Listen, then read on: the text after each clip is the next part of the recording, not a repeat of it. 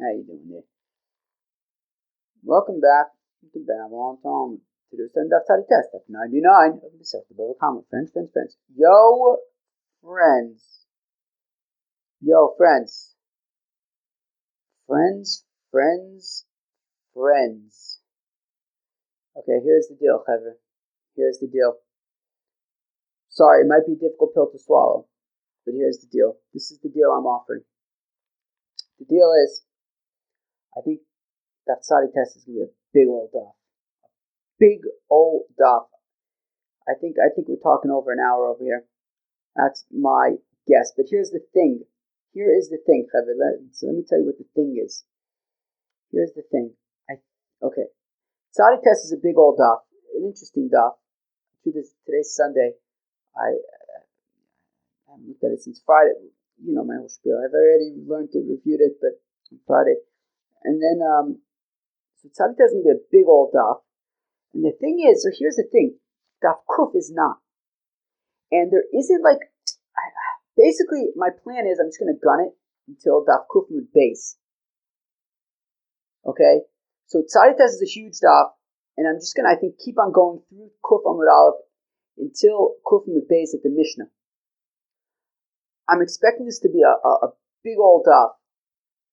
The thing is, tomorrow, I'm expecting it to be 5 minutes.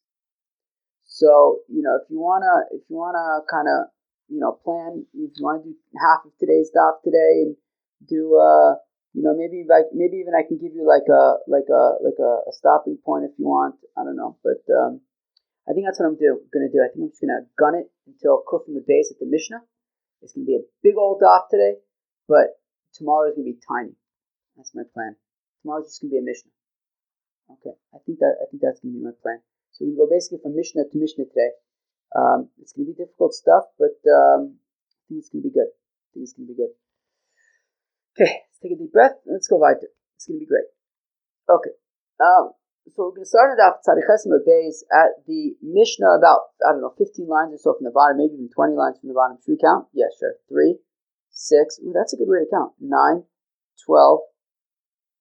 No, but I screwed up. 1, 2, 3, 4, 5, 6, 7, 8, 9, 10. 11, 12, 13, 14, 15, 16, 17. Wait, but I went past the Mishnah. 1, 2, 3, 4, 5, 6, 7, 8, 9, 11, 12, 13, 14. 14. Oh, dude, I was way off. I think I said 15 to 20. It wasn't even 15. Oops. Okay, we can start that Mishnah 14 lines from the bottom. Or 11 lines before it gets wide. I'm not going to count from the top, don't worry. Nosan the Uman in the Sakin. Ooh, wow, Chaver, this is epic. Oh, wow, Chaver, are you excited for today's daf? Let's do it. Get excited. Nosan Uman in the Sakin. Ooh, wow. The Shaila is, what does this mean? That's going to be the first question in the Gemara. So if a guy gives to a craftsman epis to fix, okay, now the question Be'etzim is he giving him raw materials? Is he giving him like a chest, like an already made thing, or raw materials, whatever? He gives it to him to fix the kilkalo, and he ruins it. He breaks it. Chayavin le shalem. So the expert is chayiv to pay for that. The expert is chayiv to pay. Nosin l'charish. If you give to a carpenter, shida teva or migdal. I don't remember what's what. Shida is some kind of a carriage of sorts. Teva is like a box, and a migdal. Wait 1 second. I have a translation. A carriage, a box, or a closet. I got carriage and box right. I just didn't get the closet one. Okay, a carriage, a box, or a closet. All right. The sakin to fix it, the kilkel, and he ruined it. He's got to pay for it. Okay. The abanai, a builder, should keep Allah lister sakosel that he was contracted to knock down a wall. V'shiba avonim, and he broke the stones, or sheizikon, or ruined or damaged them. Chayiv the shalom, he's got to pay for them. Now, if he was demolishing it from this side, and it then fell on from another place, that kind of his knocking caused some other thing to break, I think, then he's potter. But if it was directly caused, if he directly caught, it was by the blow of the hammer, and I guess he directly caused it, then he's chai. But if it was like something kind of incidental that maybe he didn't think would have broken, then I think he's potter for that. Okay. Now says the Gemara. Here we go. This is gonna be a big push now. This is gonna be a big push now. It's gonna be a big push now. It's gonna be a big push now, based on the opinion of Ravasi. Givaldi. Ravasi, you ready? Says Ravasi. Lo shanu ela shenosin lechorosh shida teva umigdal lenaitz boen masmer v'noatz boen masmer v'shirban. So if let's just call him a client. A client gives let's say a chest to a carpenter to knock a nail in it, and he knocks the shtickle too hard, and it breaks. So then the carpenter is liable to pay for the chest. Avo, but listening, nosin lecharish eitzin lasu shida teva migdal. But if the client gave to the carpenter not a chest to fix, but raw materials, wood, to construct a chest, the also man shida teva migdal, and he constructed that chest, the shibron, and then he was knocking the last nail into the chest, and poof, it exploded into 1,000 splinters. Potter. So in that case, he's not going to be chai. He's going to be potter from paying for the chest. I believe he'll be chai to pay for. He's got to return the raw materials, but he won't have to pay for the chest, right? Meaning, but we don't assume that he took the wood, he built it to a chest. Now it's a chest, and he broke the chest. So he's chai to pay for the chest. No, he's chai to pay for the raw materials, not for the chest. So if they gave him a chest and he broke the chest, he'd be chai to pay for the chest. If they gave him raw materials and he built it into a chest and then broke the chest, he's going to be potter for paying for the chest. I believe he'll be chai to return the raw materials though. My timer, you ready for this? How come? How come when the carpenter builds the raw materials into a chest and then breaks the chest, shouldn't he have to pay for the chest? After all, he ended up breaking a chest belonging to the client. Umin kone b'shvach kli. Because in Umin, a craftsman acquires the added benefit of the vessel, meaning the craftsman, the carpenter in this case, received wood, received raw material. When he takes that raw material and builds it into a chest, that added value, the difference in value between the final product of the chest and the raw materials, he is kona that added value, which means that then when he breaks that added value, so he broke his added value and he just needs to return the raw materials. Now, if you don't say uman kona b'shvach kli, that he acquires the added value, well then it belongs to the client the entire time, and as he's building it into a finished product, that finished product belongs to the client. And when he knocks a shtickle too hard, he's got to return the chest to the client. So that's be'etzem Rav Asi's opinion, that umin kona b'shvach kli, that that a craftsman acquires the added value of the vessel that he's constructing, and be'etzem, I think then the point is that then be'etzem he's selling that added value back to the client. I think that's the point, right? So meaning, so the client gives him wood, right? The client, of course, is going to pay him at the end. So the client gives him wood, he builds it into a vessel, he kind of adds that value, that added value belongs to him, and I think at the end, when the client pays him, he's basically selling him back that he's selling him the vessel with the added value. Now, Tanan, we learned in our Mishnah, Nasan le'umanin, if he gave the question is, what's it? Is it raw material? Is it a finished product? Is it a chest? Is it wood? He gave it to a craftsman, Vikil Kalu, and he broke it. Chayav in the Shalim, the craftsman is chayav to pay my lab. Diyoivlu eitzim. Now we want to say that is talking about a scenario where the craftsman received wood, he built it into a chest, he then broke the chest, and he's chayav to pay for the chest. So it's a kasha on Rav Asi. Lo nisht shida teva umigdol. No, the craftsman received a finished product, a chest, and he gave a knack, and he broke the chest, so he's chayav to pay for the chest. Ho midiktoni seifa shida teva umigdol mechal dereisha eitzim. But one second, that's the very next example. That's the very next scenario in the Mishnah, is when you give a carpenter a shida teva migdal, a chest, a finished product.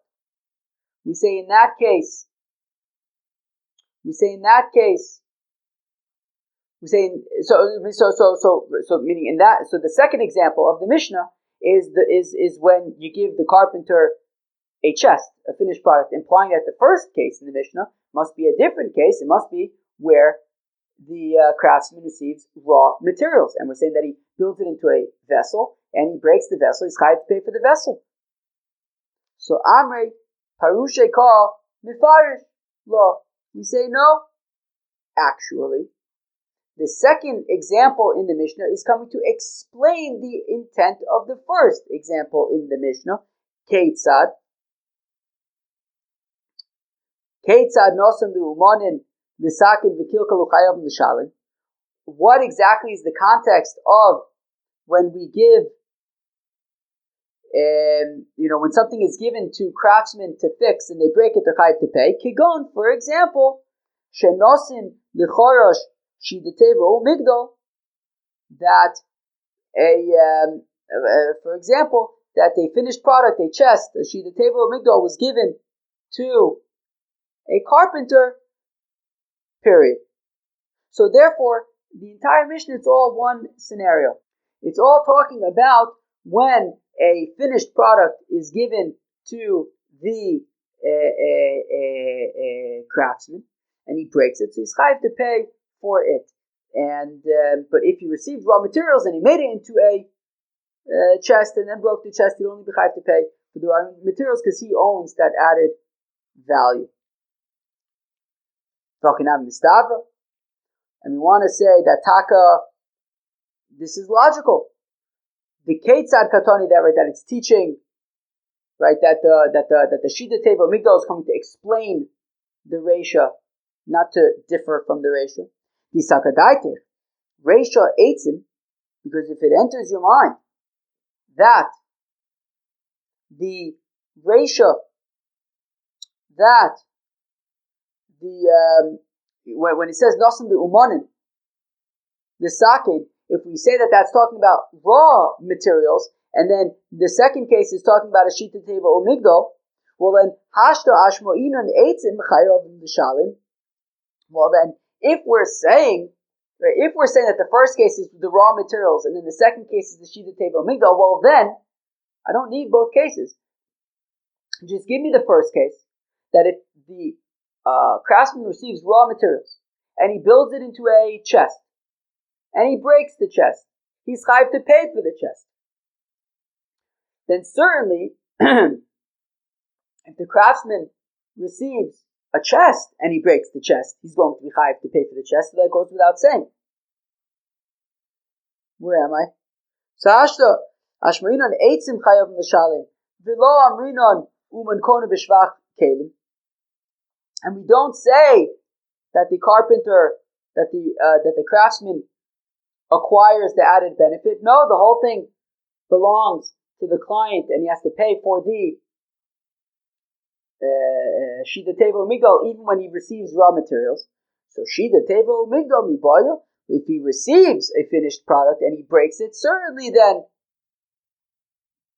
he would have to pay for the finished product, for the chest.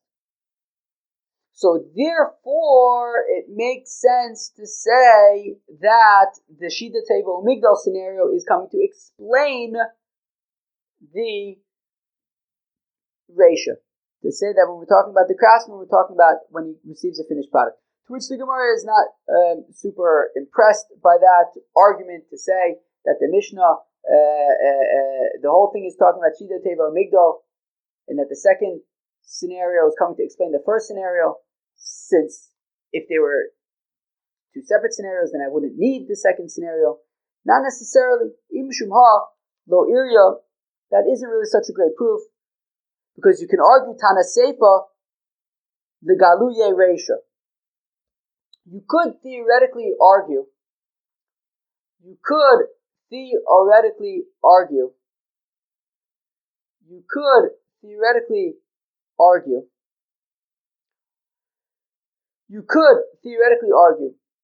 that we say Ein umen kone b'shvach kli. Ein umen kone b'shvach kli. Ein umen kone b'shvach kli. Ein umen kone b'shvach kli. Meaning, if the craftsman receives the raw materials and he makes it into a chest and he breaks the chest, he'll be chayav to pay for the chest. So you can say that the first case is talking about raw materials, and the second case is talking about when he receives a finished product, a chest. And why then do we need both cases? I'll say that we need both cases, davka, to teach me that in the case that when he receives the raw materials and makes it into a chest, he's going to be chayav to pay for the chest, because if we would only have one scenario, then I would think, oh, what's that one scenario talking about? That one scenario is talking about when he receives a finished product and breaks it, that's when he's chayav. But if he would receive raw materials and he made it into a chest, he wouldn't be chayav to pay for the chest. Therefore, we have both cases to say, no. There's the case of the raw materials and there's the case of the finished product. And in both cases, he's going to be chayav to pay for the finished product. Right? The reason why we have both scenarios, you can argue that the reason why we have both scenarios is to teach us that the first scenario is talking about when he dafka receives the raw materials and builds it into a chest, is chayav to pay for the chest. Shelo tomar, so you shouldn't say reisha shida teva umigdal, because if you would only have the first case, we would say, oh yeah, that's talking about because he received a finished product, a chest, and broke it. That's why he's chayav. Aval eitzim lo. But if he received raw materials and built it into a chest, he would not be chayav to pay for the chest. Tana Seifa, so I can argue that, therefore we have the Seifa that says Shida Teva Umigdal, that says Davka, that says explicitly that it'll be chayav to pay for the chest when it's a Shida Teva Umigdal. So then what's the Reisha talking about? Michlal the Reisha Eitzim. So that must mean that what's the Reisha talking about? Something else. Raw materials. And still we're saying that he's chayav to pay for the chest, because ein uman kone bishvach kli. You can argue that, right? Meaning, we're not saying that for sure, but meaning Rav Asi had said that you're only going to be chayav when you break the final product, when you receive when the craftsman receives the final product and breaks the final product. But Rav Asi says that if you received raw materials and built it into a final product, built it into a chest, and then broke the chest, he'll only be chayav for the raw materials, not for the chest, because he's kona that added benefit. We wanted to say that to bring a proof from our Mishnah, from the fact that we need both, to say that our Mishnah must entirely be talking about where he received a finished product and broke it. To which we said, not right, and that if he received raw materials, he would be potter. To which we said, not necessarily. You can make the argument that from our Mishnah, I would say that if he received raw materials and built it into a product, he would also be chayav for the final product.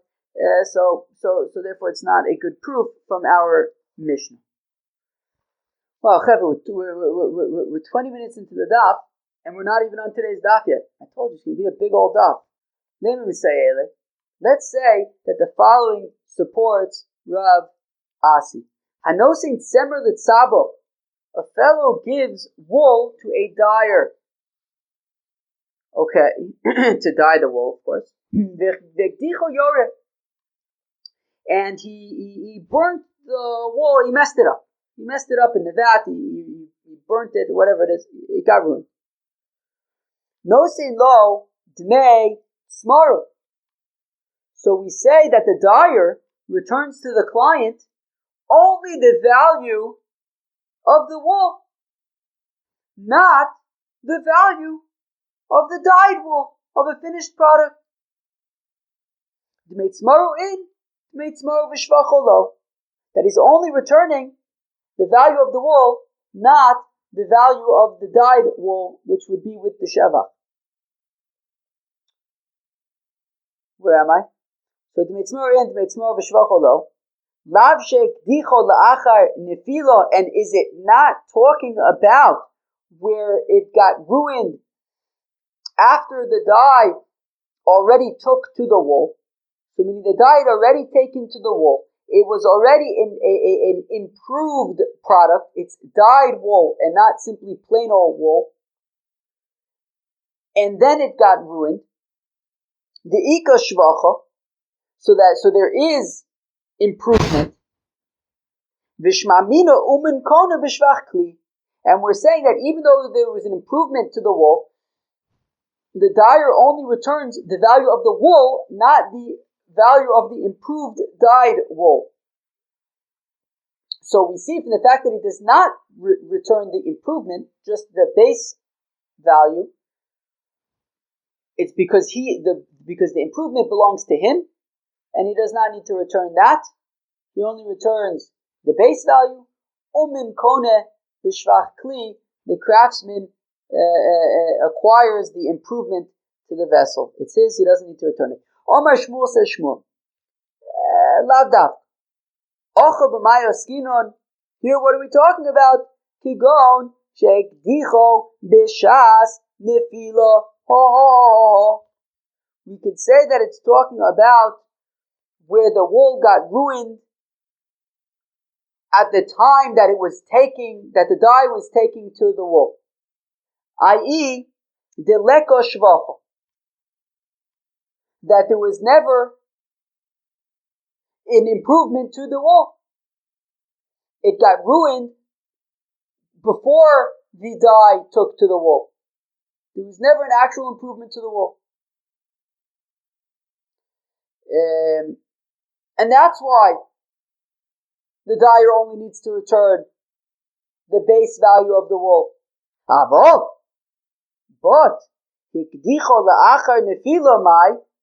what would happen? Implying that what would happen if it got ruined after the dye took to the wool? I would say, no sin lo, then you should return. Then the dyer should have to return. Right? I mean, if the dye took to the wool, I would say that the dyer would have to return the wool, or the value of the dyed wool, not just the value of the wool. So lema Shmuel leisle de Rav Asi. So let's say then that Shmuel argues with Rav Asi, because Rav Asi would say that if the dye took to the wool, umin kone b'shvach kli, and the dyer would only have to return the value of the wool, not the value of the dyed wool. Whereas Shmuel seems to be saying that if the dye took to the wool before it got ruined, he would have to return the value of the dyed wool, because it sounds like he's arguing and saying ein umin kone b'shvach kli. Ein umin kone b'shvach kli. Therefore, he needs to return the value of the dyed wool, not just the wool. Omar loch Shmuel could respond, no, you know why you would have to return the value of the dyed wool and not just the wool? Because ocha b'mayoskinon kigon ditzemer vissamonin dibal abayis. We're talking about a scenario where the client provided not just the wool, but also the dyes. Vitzaba agu yode hu deshakil. And he was merely paying the dyer for his expertise, for his skill, which apparently wasn't amazing because it got ruined, whatever it is. But the client was providing all the raw materials. The client was providing the wool. The client was providing the dye. He was paying the dyer for his skill.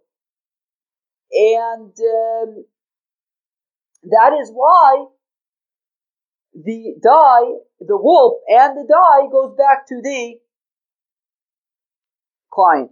Yochi, but if that's the case, no sin lo dmeit smaro v'samonin mibai le. But if that's the case, that we're saying that meaning we were saying according to Shmuel that the scenario in which he only returns the wool is when the dye had not yet taken to the wool.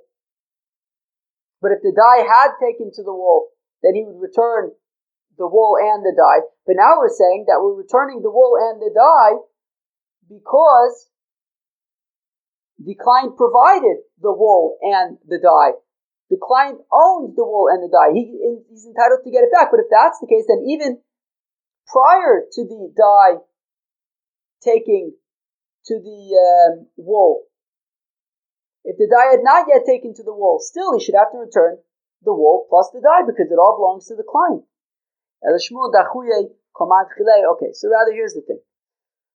Shmuel doesn't necessarily argue with Rav Asi, but he was playing devil's advocate, right? Meaning Rav Asi says, kona b'shvachli. Shmuel doesn't necessarily argue with Rav Asi, but we wanted to say that we could bring us support from this brisa with the, or maybe even a Mishnah, I think. I think it's a Mishnah daf. I think this is after the Mishnah that we're going to do tomorrow. Yeah. So you can argue. So we wanted to say that Mishnah, the next Mishnah, daf kuf mebez, is a proof for Rav Asi that kona b'shvachli. We could say not necessarily. It's not necessarily a proof, but Shmuel doesn't necessarily argue on Rav Asi. Tashma, come in here. Hanosin taliso leumin. A fellow gives his cloak, his garment, to an umin, to a craftsman. I'm thinking this is like a tailor, I think. Okay? Kind of like a tailor, right? A person gives clothing to a tailor to fix up for him, to improve for him. Sanosin taliso leumin. A fellow gives his garment to a tailor. Gomro, the tailor completed his work. Vodio, and he tells the client, okay, your clothing is ready, your garment is ready. Afilu mikan barasar yomim eino over olov mishum lo solim. So the client does not need to stop what he's doing, right? It's not like my washing machine when it beeps. You got to stop what you're doing to go turn off the washing machine, otherwise it's going to hock you a china. No, it's not like that. The tailor calls the client, says your garment is ready.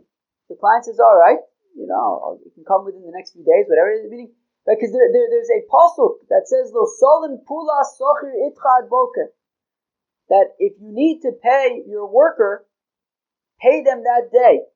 Don't delay the payment. So we are saying that lav does not apply here. He doesn't have to pick it up that day and pay the tailor that day.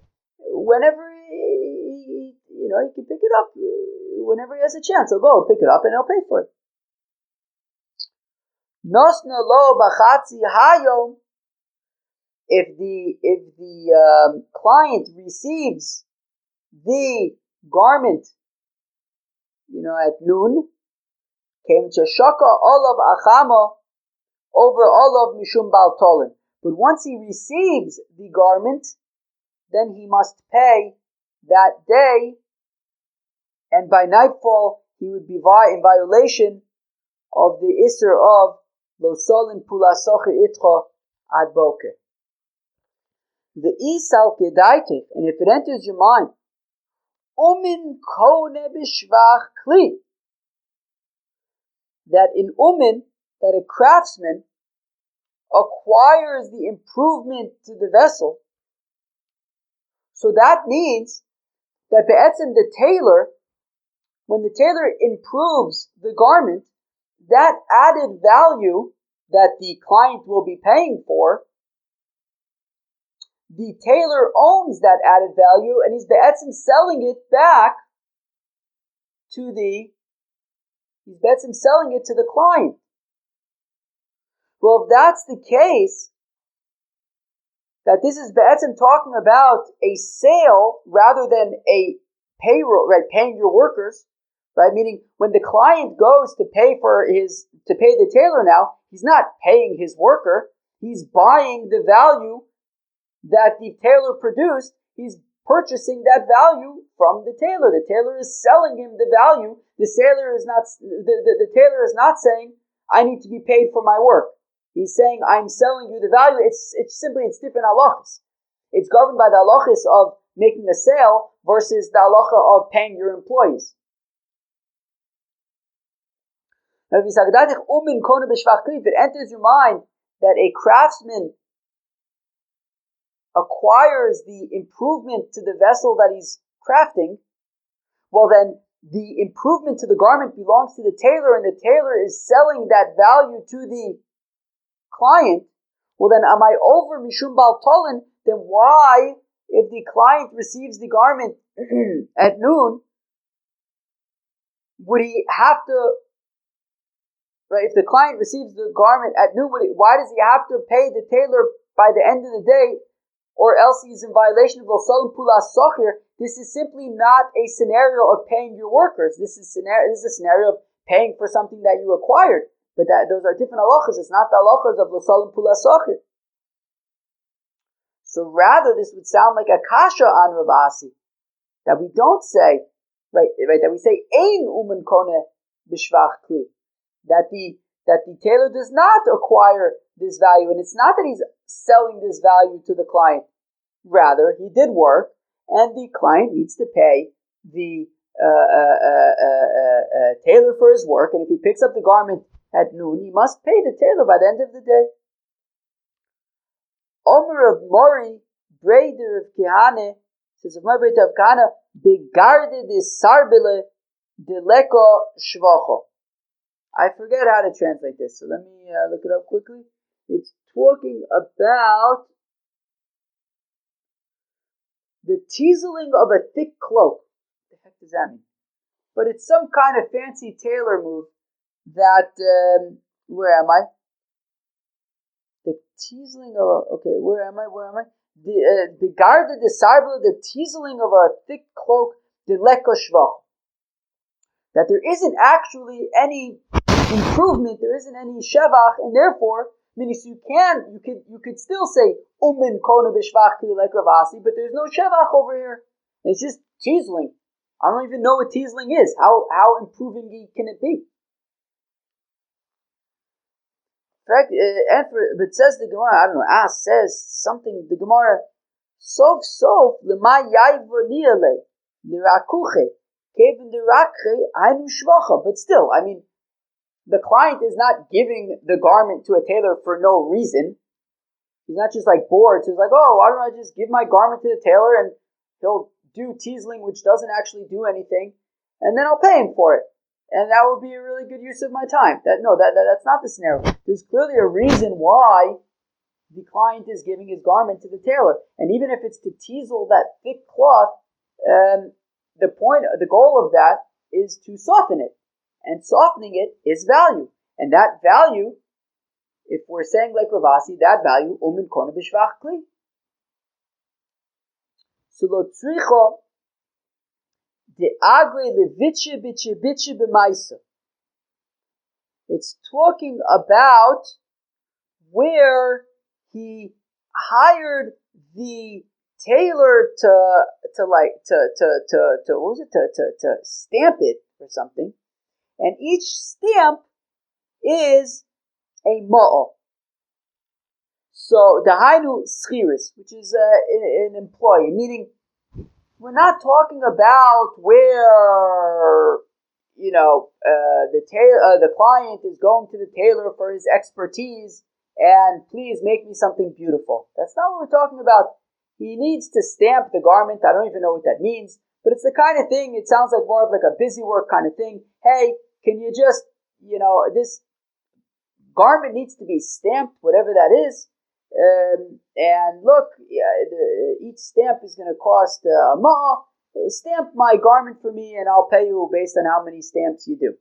So he's hiring the tailor to do this stamping kind of stuff, but it's not like there's this like added value. He's not hiring him as a craftsman to add value to his garment. He's hiring him as a worker to just do this work, and I will pay you at the end.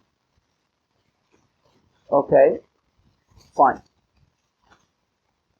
Now, initially we had thought to say, "Delo agre leviche," that we did not, that he did not hire him for this stamping stuff.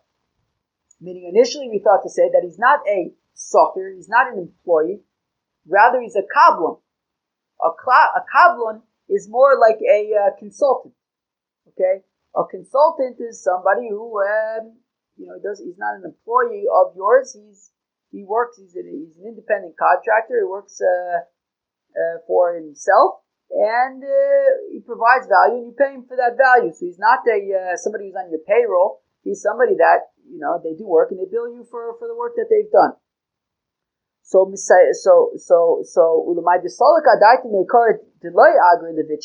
that which we initially thought that we're not talking about stamping, rather we're talking about where the garment was given to the tailor as a craftsman. So not as an employee, but not as a socher, but as a kabla, not as an employee, but as a kind of like consultant, I guess, independent contractor. So Misayeh later of Sheshes, so that supports of Sheshes, because we had said, right, initially we had thought to say that by this craftsman, that by this tailor, it would still be governed by the halachis of lo salim pula socher yitzchad boker. So the supports of Sheshes, the minimum of Sheshes, the as of Sheshes kablanus, that when it comes to a kablon, a contractor, a consultant, over all of Mishum Bal Tolin who ain't over. So is it shaykh to the halachis of kablanus, of lo salim pula socher? Rabnu Rav Sheshes over. And Rav Sheshes says, yes, that kablon is shaykh to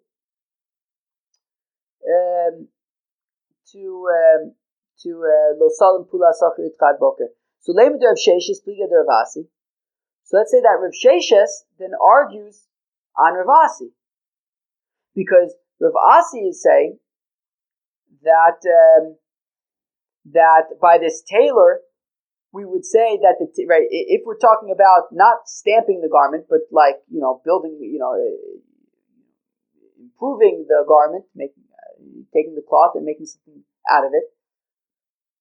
So Rav Asi had said umin kona b'shvachli, and the tailor owns that added benefit, and it should not be governed by lo salim pulas socher, because he's selling the added value. Whereas Rav Sheshes is saying that the tailor would be governed by lo salim pulas socher, which would mean that the tailor does not own the added value, and he's not selling it to the client. So that must mean that Rav Sheshes holds ein umin kona b'shvach kli. So let's say that Rav Sheshes, so let me do Rav Sheshes pliga de Rav Asi. So let's say that Rav Sheshes argues on Rav Asi. Omer Shmuel says Shmuel bar Acha b'shlicha de Igrusa. No, you could say that Rav Sheshes agrees with Rav Asi that umin kona b'shvach kli, that the employee owns the that a craftsman owns the added value that he produces. So what's the scenario where Rav Sheshes would say that this kablon, that this contractor would be governed by the halachos of lo salim pula socher, and we would not say that it's he owns the value and he's selling it back to the client? It's talking about, for example, a scenario where you hire somebody to deliver a envelope, to deliver a letter. So you basically say, look, when you deliver the letter, I'll pay you. You don't deliver the letter, you don't make money. You deliver the letter, I'll pay you for delivering the letter. He's not adding value. He's not like building something. He's not creating something. He's not a craftsman. He's being paid for a gig. So in that case, Rav Sheshes is saying that it's governed by the halachas of the Salim Pula Sacher, that when that letter is delivered, you better pay that day.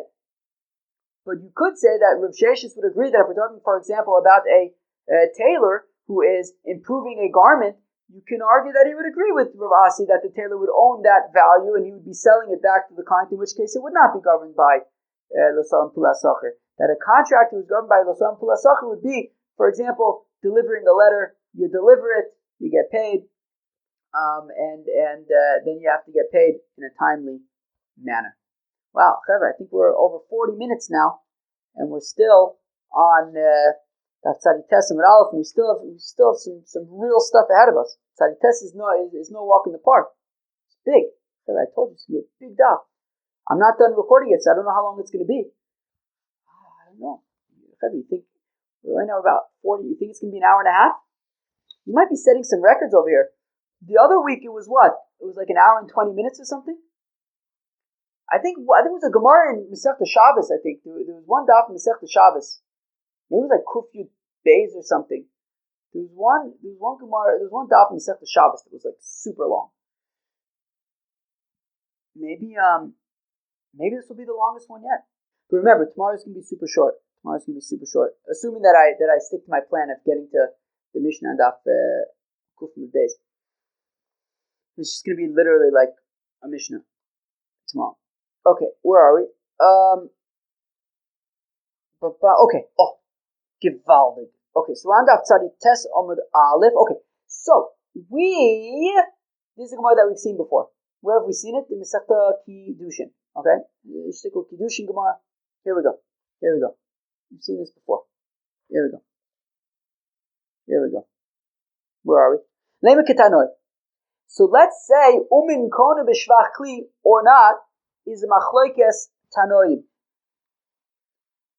Asei Shirim Nizomin V'Tabaos V'Akadesh L'Cho. A fellow says to a fellow, we're right back in Masechta Kiddushin. A fellow says to a fellow, make for me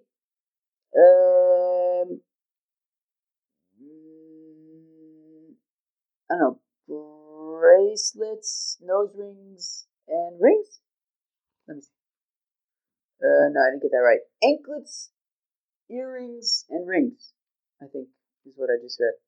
Whatever, jewelry. Okay, so Asali Shirim Nizomin V'Tabos, make for me jewelry, V'Akadesh L'Cho, and then I will be married to you. Okay. Keva and Shason. So he makes the jewelry, Mikudeshes, and they're married, right? They're engaged, Mikudeshes. Divrei Meir, that's a Meir's opinion. The Chacham say, Eina Mikudeshes, she is not Mikudeshes. Ad, Sheagia Mammon, Lioda, she must receive money. She must receive money to be Mikudeshes. My mom. What money are we talking about over here? Ilema also mammon. If we're talking about the jewelry, well then that can't be. Mechadra Meir Sover, Zanapala Meir holds. Also mammon namilo. My mikach. If we say that we're talking about the jewelry itself,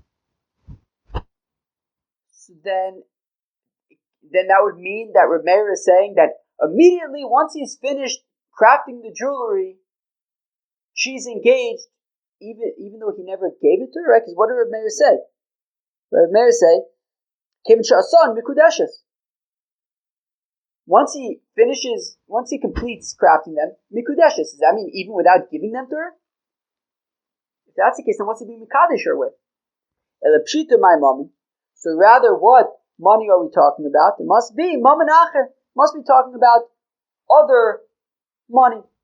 That everybody agrees, of course, he's going to have to give her back the jewelry. The question is that enough? The mayor would say it's enough. The Chacham would say it's not enough. You would have to give her more money. Remember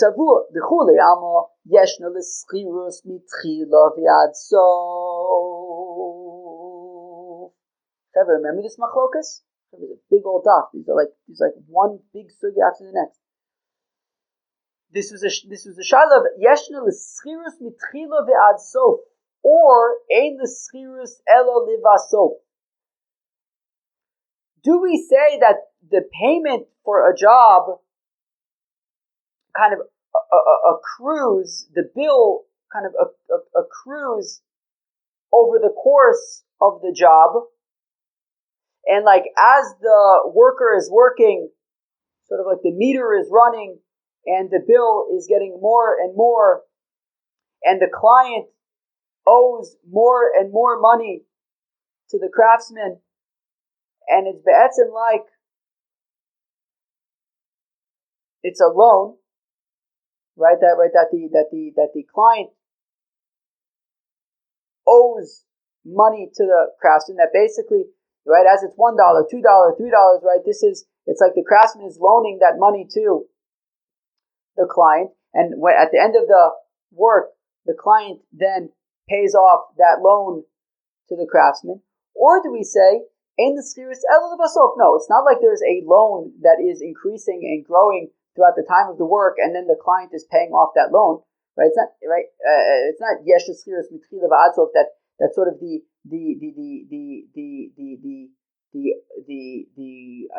fee is sort of increasing over time. No.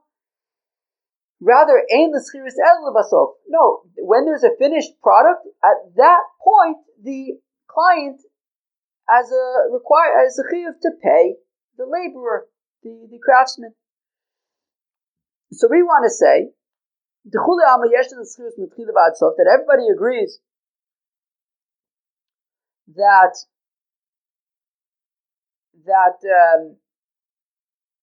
the payment accrues, that the bill accrues over time, and that over the course of the work, it is like it's like the client owes money to the craftsman, and that there's a loan that the craftsman is basically laying out and loaning the money to the client, who then pays it off at the end.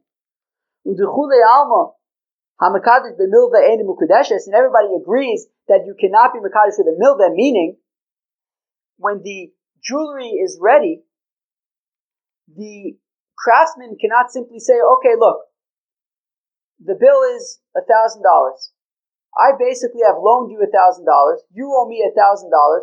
I'm just going to cancel the loan, and I'm be'etzem being mekadesh with $1,000. No, you can't do that. Mekadesh b'milveh ein mekadesh. You cannot be mekadesh with a loan. So everyone agrees. Yeshna l'schirus mitchila v'ad sof, that be'etzem the bill would be a loan, and you can't simply cancel a loan to be for kiddushin. So my lab. So then, what's the machlokas? The umin kone b'shvach kli komiflige. Let's say that the machlokas is: does the craftsman own the improvement that he's made to the raw materials? Right? She gave him a bunch of gold to make into jewelry. He took that raw material, he took the gold, and he made it into jewelry. Does he own that value, and can he be mekadesher with that value? The Reb Meir says, that Reb Meir says, yes, the craftsman owns that value, and he can be mekadesher with that value. He doesn't need to give her anything else.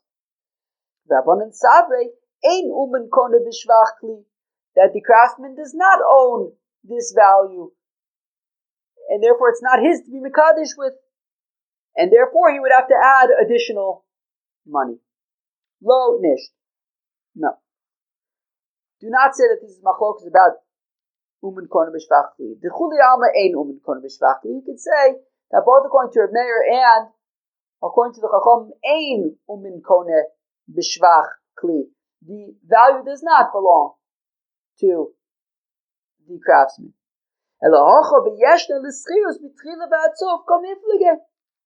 We could say that the machlokas is that, do we actually hold yeshna l'schirus mitchila v'ad sof, and that it's a loan, and you can, and therefore since you cannot be mekadesh for the loan, that would be a problem. So let's say Reb Meir sover ein l'schirus el levasof. There Reb Meir, who says that he can be mekadesh her when the jewelry is ready. He'll say that ein l'schirus el levasof, that he's not accruing, the bill is not accruing over the course of the work, and it's not like there's a loan that he's then canceling. No, when he has completed the work, at that point there's a bill that needs to be paid, and he can cancel that bill and say, you know what, it comes out to $1,000. Forget it. Keep the $1,000, and I'm being mekadesh you with that.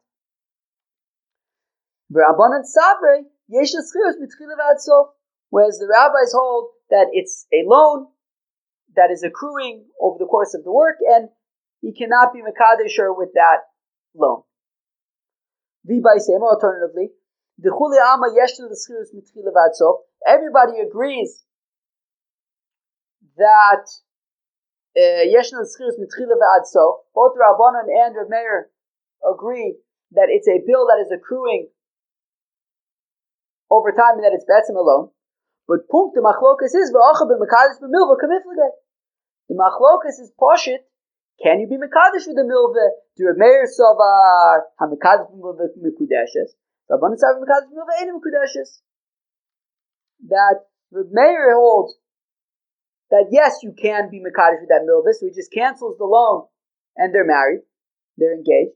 Whereas the Chacham say no, you cannot be mekadesh b'milva. However, I think we're at 50 minutes. And we're just getting up to Tzadi Tessim Beis now. Rav Omar says, Rav, D'chuli Ama Yeshno l'schirus mitchila v'ad sof. Both of Meir and the Chacham hold that Yeshno l'schirus mitchila v'ad sof and is be'etzem alone. D'chuli Ama mekadesh b'milva enu mekudeshes. And everybody agrees you cannot be mekadesh with a loan. So what's pshat with Meir? And everybody agrees that the craftsman does not own the added value. So what's pshat with Meir?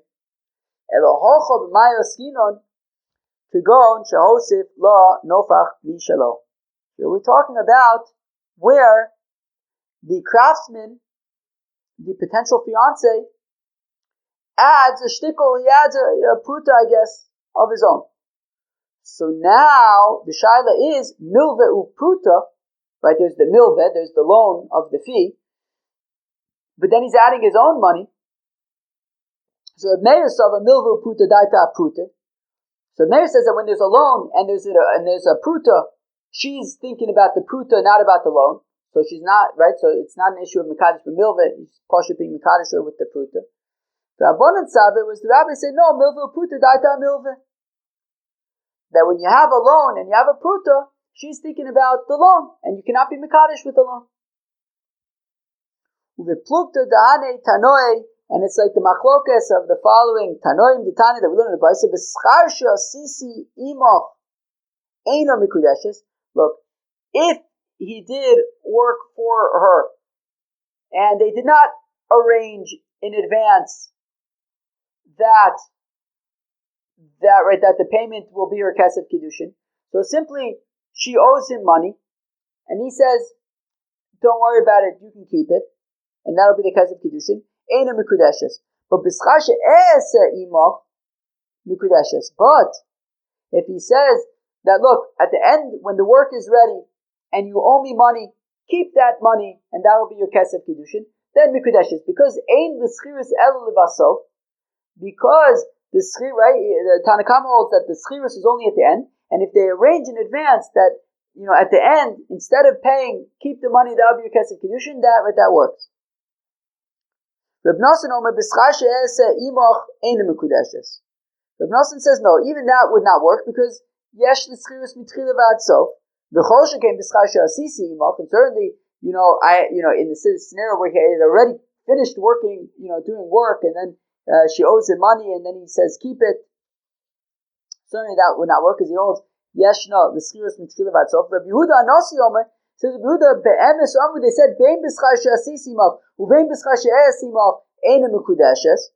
Okay, just like Reb Nosson, whether it's the work that I've done for you or the work that I will do with you, eina mikudeshes. But if he adds a pruta, so then mikudeshes, because milve pruta daita are pruta. So bin Tanakama, the Reb Nosson Ike Benai was Schirus. So between the Tanakama and Reb Nosson, the difference is Schirus, meaning, according to the Tanakama, Ein the Schirus Elo Livasof. According to Reb Nosson, Yesh the Schirus Mitchila Vadsof. Then Reb Nosson Reb Yehuda Nossi Ike Benai Milvo Pruta. And the difference between Reb Yehuda Nossi and Reb Nosson is that Reb Yehuda Nossi says Milvo Pruta Daita Pruta, whereas Reb Nosson says Milta Pruta Daita, or Milvo Pruta Daita Amilva Cheve.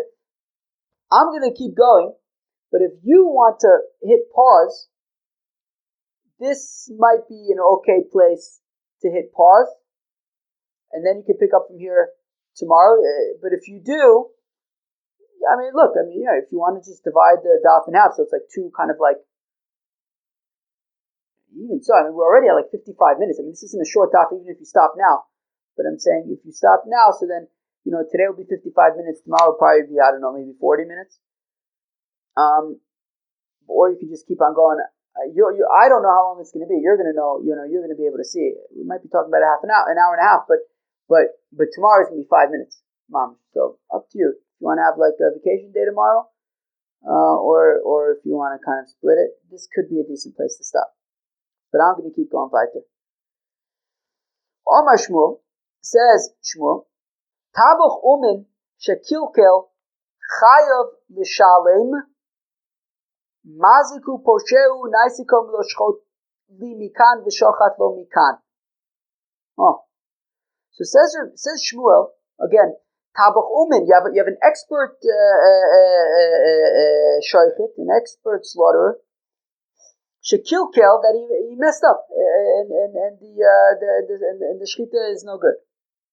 Chayav l'shal, he needs to pay the owner of the animal. He ruined the animal. Maziku, he's a damager. Posheyahu, he's negligent. Naisika omilo shachot li mikan v'shachat lo mikan. It's keilu, the instructions were to slaughter from here and he slaughtered from there. Keilu mamish messed up, he's chayav. Lamalei lemeimer maziku posheyahu. How come Shmuel needs to say maziku posheyahu? What's the mazik posheyahu? What? No. I omer maziku havamina nemile heicha de ka'avid b'sacher aval heicha de ka'avid b'chinam lo kamash malon posheyahu. Chaver, did you get that? Probably not. Maziku, Chaver, think back to the beginning of the Masechta. And a mazik is chayiv bein b'shogeg, bein b'mezid, bein b'ones, bein b'rotzon. A mazik is chayiv even by ones. Who else is chayiv for ones? Shomer socher. A shomer socher is chayiv for onsen. A paid custodian is chayiv for onsen. A shomer chinam, however, is parter from for onsen, but he's chayiv for pshia, for posheya. So be'etzem when he says maziku poshehu, he's saying whether it's socher, like a shomer socher is chayiv for onsen, like a mazik is chayiv even bonus, or whether it's a shomer like bechinam, whether it's for free, like a shomer chinam who's chayiv for poshes. Meaning, what he's saying by maziku poshehu is betzim saying whether the shoichet is being paid or whether he's doing it out of the goodness of his heart for free. Either way, he's chayiv. That's what he's saying. So again, iomer maziku. If we would only say mazik. I would think that's only if he's getting paid. But if he's doing it for free low, then I might think that he's potter. That he's even chayav if he's doing it for free. Eisvei Rav Choma bar Gurya l'Shmuel. Rav Choma bar Gurya asks a kasha to Shmuel. Hanosein behema l'taboch v'nivla. So Rav Choma bar Gurya asks a kasha to Shmuel that if from a brisa that if somebody gives an animal to a tabach, to a slaughterer, the nivla, and he made it nevela, he ruined it. Umin, potter, hedjit, chayv. If he's an expert, he's potter. If he's not an expert, then he's chayv. The no saying socher, now if he's being paid for it, ben hedjit, ben umin, chayav, whether he is an expert or whether he's not an expert, he'll be chayiv. So we see that if he, according to this, if he's doing it, if he's an expert who's doing it for free, then he'll be potter. But Shmuel had said, regardless of if he's doing it for free or if he's getting paid, he's going to be chayiv. Wow, I think my brain is starting to go. That's how you know it's a big daf. I think my brain is starting to stop functioning. So I got to prevent that from happening. So I got to put all my koiches into making sure that brain keeps working. Brain, keep working. Keep working. Omar le'acher mochacha. Shmuel basically tells him, I don't know, how should I, he basically insults him. I don't know. Any way that I'd want to explain it is not nice, but I guess he's not really saying anything nice. I think he's basically saying like, screw you. Alright? Sorry. But I think that's what he's saying. Le'acher mochacha. Your brain should be like blackened. That's, I don't know, sounds kind of like screw you, no? Doesn't sound like anything very nice. Also, Mirabanon, came one of the rabbis, Kamosiv lay, and he also asked the same kasha against Shmuel. That Shmuel had said that even if an uman is doing it for free, he's chayiv. And yet this other rabbi asked the kasha on Shmuel, he says, wait, but he's doing it for free, he should be patur. And Shmuel says, it should happen to you like happened to your friend. Sounds like he's saying, screw you too.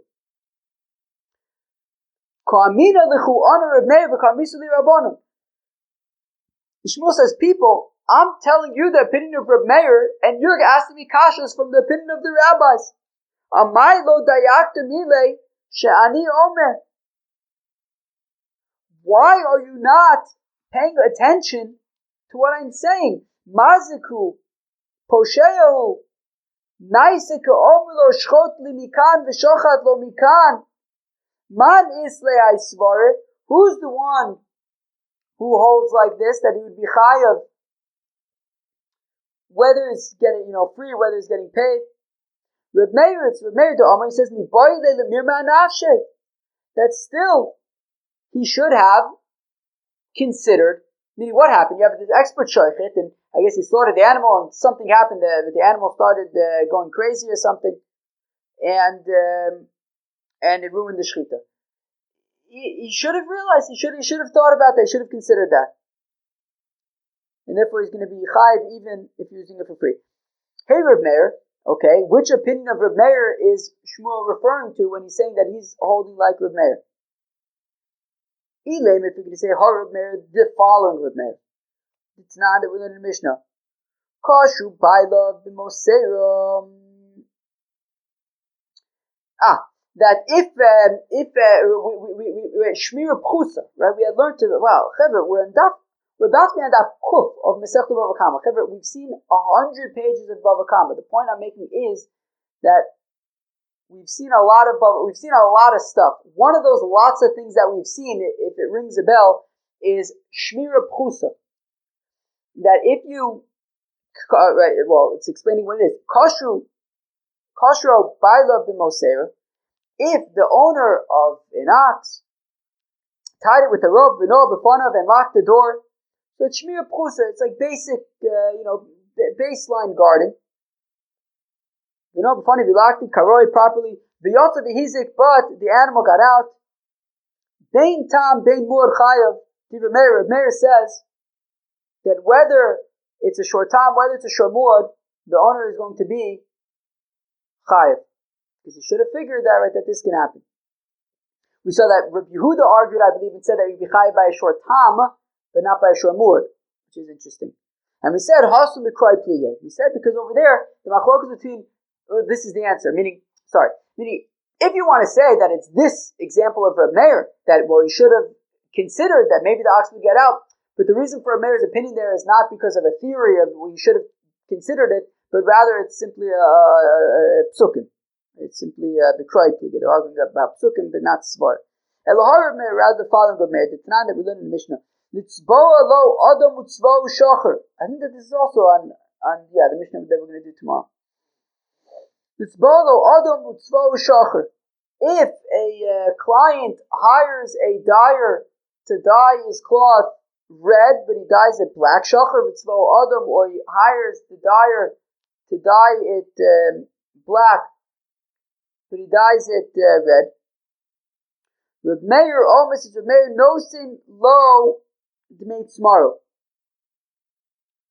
So he needs to pay the value of the wool, I guess, because he should have been paying attention. Also, biyodayim kalo mine.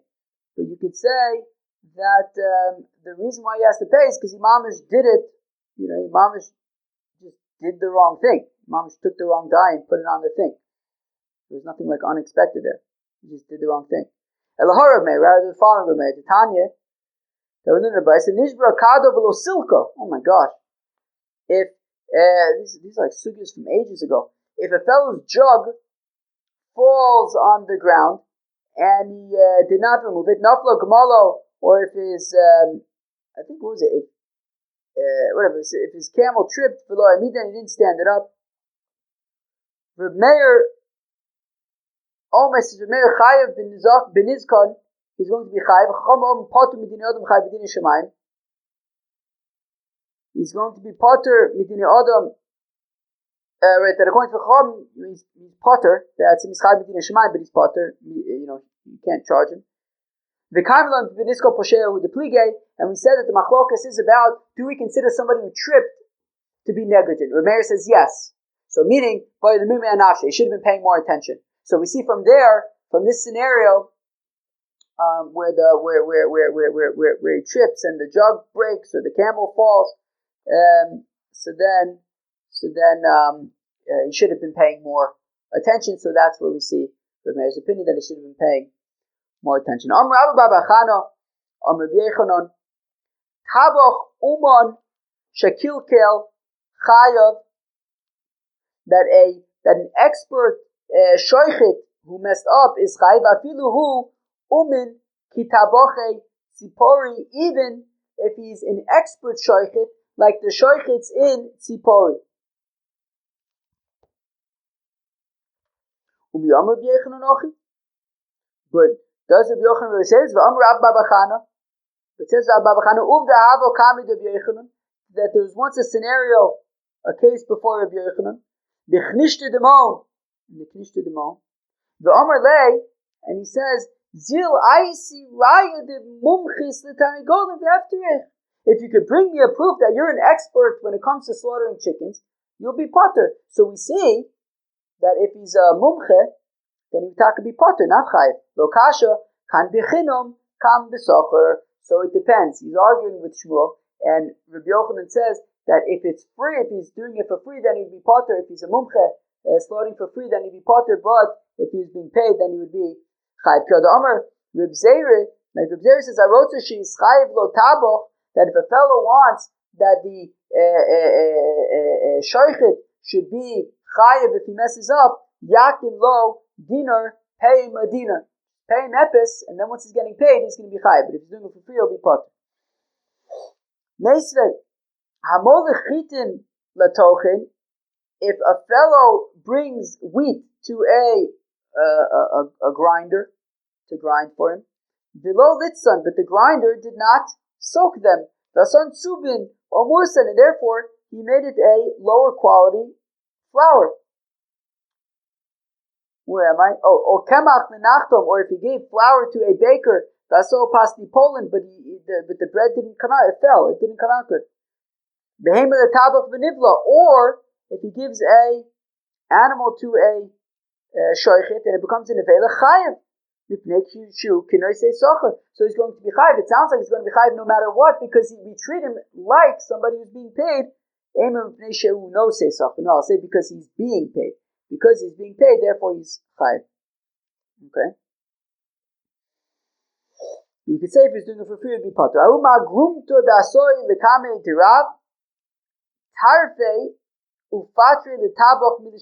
was a certain question. I don't exactly know what a magrumt is. We'll get. I think we're going to learn about it in Masechta Chulin, which we have some time for Masechta Chulin.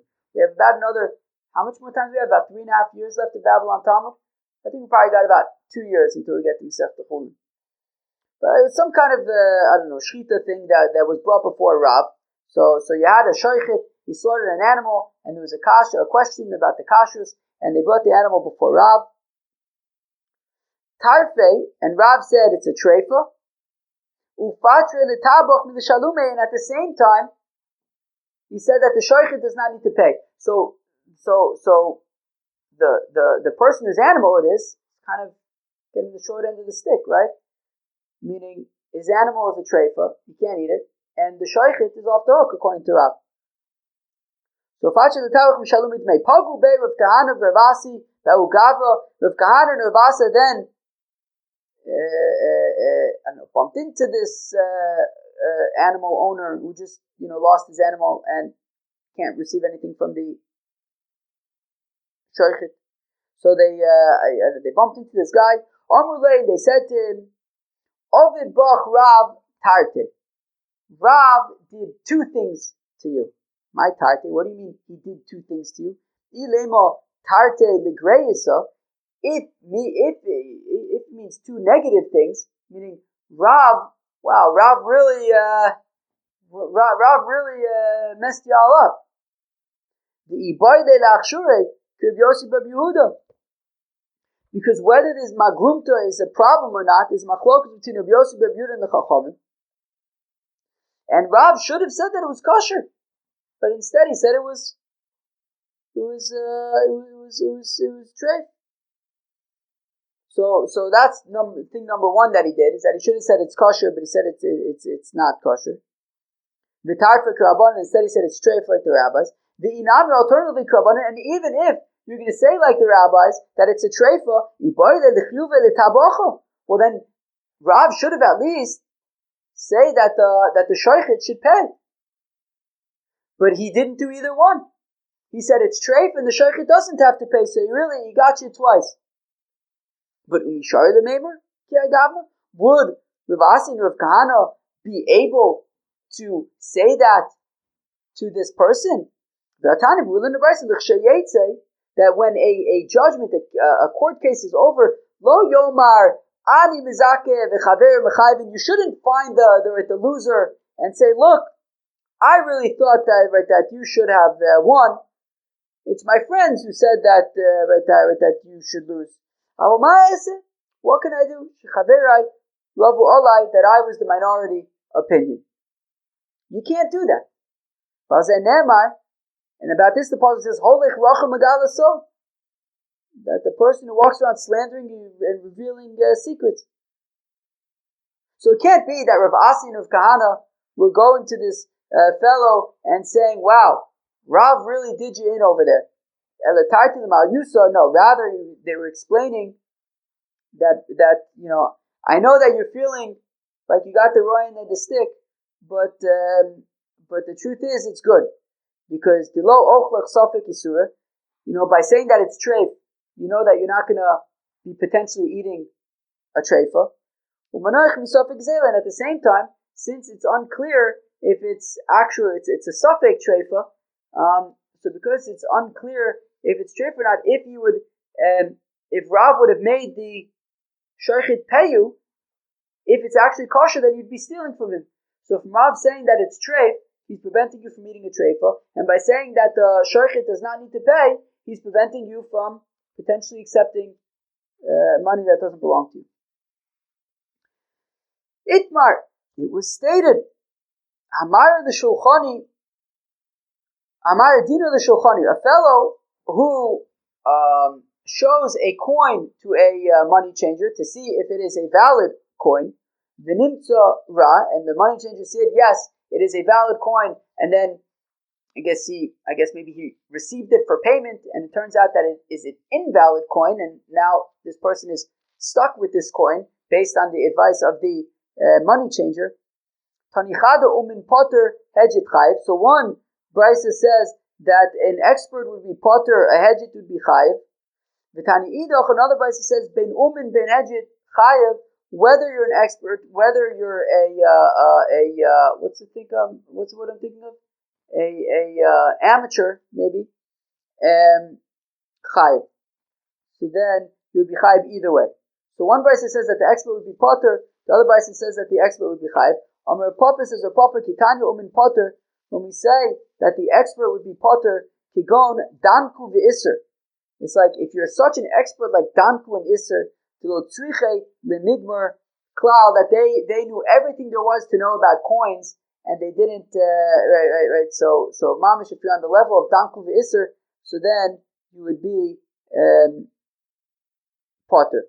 But if they're such great experts, then why were they making a mistake that they should have to be potter?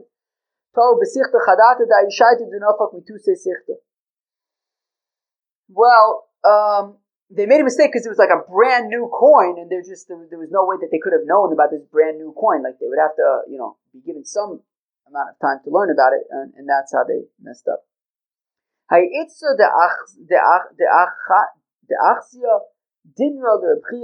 There was a woman who showed a coin to Reb Chia to check. Omar, Reb Chia says to her, "Me'alyu, it's a good coin." She came before Reb Chia the next day, and she says to him, "Achzise, look, I tried to spend it, v'amuli bisho, and they said it's not a good coin, it's a bad coin. V'loka nafik li, and I can't use it." So Amalei the Rav, so Reb Chia said to his nephew Rav. Rashi says, 4 lines from the bottom of Rashi, Rav Shomer Gnozov Shor Reb Chia Dodo Hava. That Rav sort of guarded the treasure, guarded the funds, I guess, of his uncle Reb Chia. Interesting. Anyways, so Reb Chia says to Rav, Zil Chalpei Nila, so no, okay, swap the coin. All right, she said, I told her that the coin was good. It was not good. I'm going to swap it for her. And write in my ledger that this is not a good geschäft. This is not, I'm losing money here for no reason. This is no good. But one second, how come we said that Danku and Isser were potter? Because they were such experts. Reb Chia also was an expert. He shouldn't have to swap the coin and give her take responsibility. Reb